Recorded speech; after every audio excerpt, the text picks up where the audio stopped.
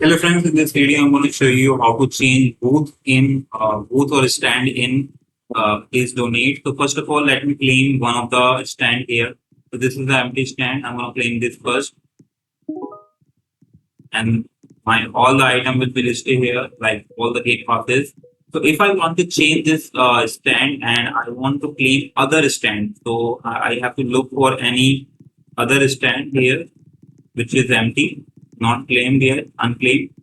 So this is the stand I want to claim this. So when I press this I button to claim, so it will show that you have already have a booth. So what you can do is you have to go back to the old stand and just go faster. Once you reach your stand, you just need to do what you need to do. You have to press the this icon, edit booth, and you have to go to settings and you have to click on this unclaim button. Once you unclaim, now this your claim of and on any stand has been removed.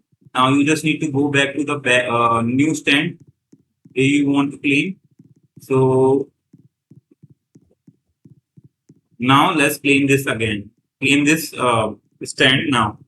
So just hold this and your booth has been changed. Fine. So hope you like it. Hope you understood. Thanks for watching.